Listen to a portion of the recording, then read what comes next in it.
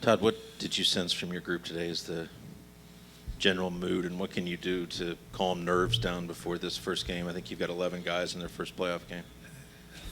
It didn't seem like our group was nervous. I thought it was really good energy. I thought we had great focus out on the ice. And moments like this, I think all the hype of playing game one, a lot of guys' first games, that gets you focused really quick. So our morning skate, I know we talked about it early on in the season that if we had a good morning skate, it worried me because generally we got a bad performance that night. But guys were good today. Todd, obviously you know Dan Bilesma better than most coaches in this league and vice versa. Does that have any effect on this series and the way you go about strategizing and preparing your team, just given how well you two know each other? I think spending time with Dan and Tony and Andy and Peter Laviolette this summer, where we were able to talk systems, talk ideas, philosophies. And again, I know Dan, we go back, we shared a lot of those philosophies when we coached together, but you adapt, you change and sometimes it's based on personnel too. But sitting down over the summer, and we were speaking freely in those meetings, and we were exchanging ideas and thoughts. And to me, that I probably learned a lot more from that than our time together.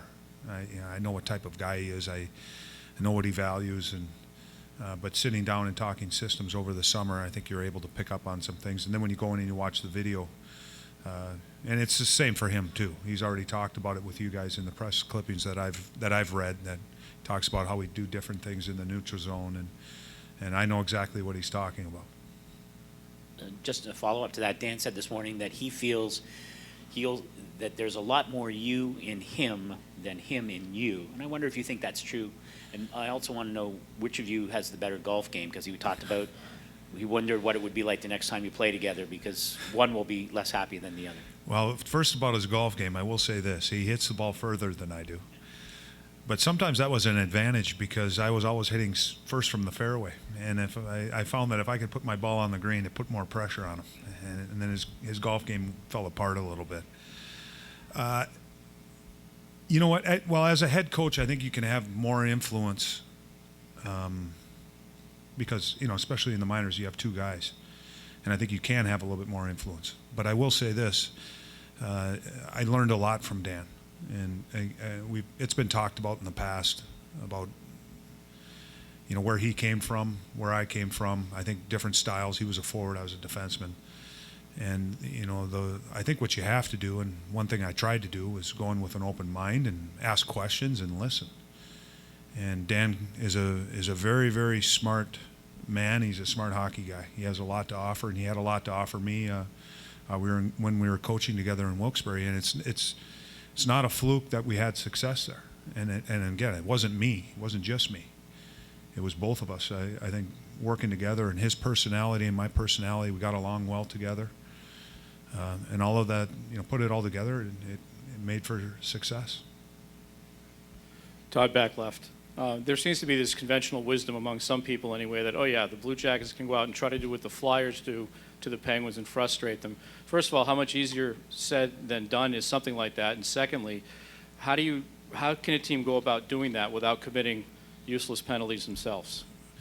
Well, we aren't going into this game approaching it like we got to play like the Philadelphia Flyers. We're going in approaching, we're going to play like the Columbus Blue Jackets, and I think there is a different style.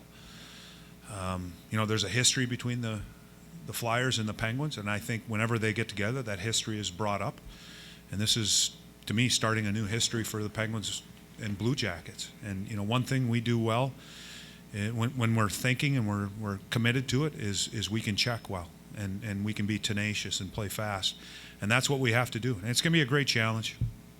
Coming in here, a lot of young guys, young coach, going through it the first time. Might be a little bit of jitters getting through that. But they're a talented team. They got speed up front. They got skill up front. They got depth. And their defenseman is the same as their forwards. They got some skill. They got depth. And they have some good role players, too. So it's going to be a great challenge. But for me coming in, we're going to play like the Blue Jackets. We aren't going to play like or try to play like Philadelphia and come out and frustrate and try to get under their skins. I think if we play our game, I think we can do that. But we aren't going to try to come into this building and physically intimidate this team, because I think they've seen it before. I think they've seen it with other teams, and they've been in that position, and they know how to handle it. Todd, if my numbers are correct, I think you have the fourth best record in the NHL since January 6th. To what can you attribute that? I know you've had some injuries, but did something click, or something, maybe one or two elements that went right to help you have that good record in that span of time?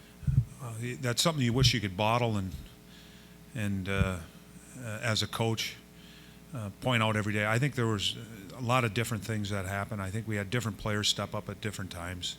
Our goaltender, to me, he found his rhythm and his play, which was similar to the end of last season. And he's really the guy that really drives this team, gives everyone confidence to play in front of him. And we had different players stepping up every night up front, and our defensemen. Again, when we have success, we're a committed team to check. We aren't going to go out and win games 5-4. We got to go out and win games 2-1, 3-1, have a sound defensive game. Todd, can you talk about the importance of game number one from a coaching perspective with the 2-day gap before that Saturday game? Every game is important, and for me as a coach going in, it's this game one. I'm not as concerned about the days off. I think we have a little bit of time to do some adjusting if we need to do some adjusting. But we're a young group. I'm not worried win or lose we come out of this game. I'm not worried about the days off. I'm worried about just coming out and executing and doing the things that we need to do. Todd, having been on both sides or both franchises, do you notice any similarities in how the organizations try to grow hockey, or how they approach working in the community, that sort of thing? I think every organization in the NHL, they work hard in the community. I worked with Ray Shero for 6 seasons, 4 in Nashville and then 2 here in Pittsburgh and Wilkes-Barre. And this is my 3rd season in Columbus. And to me, there's a great dedication in both organizations. Working with youth hockey, working with different charities. Players do it, coaches do it, management does it. I think it's an organizational effort, and I think Pittsburgh does just as much as what we do in Columbus. I think every organization makes that choice. They know that it's important.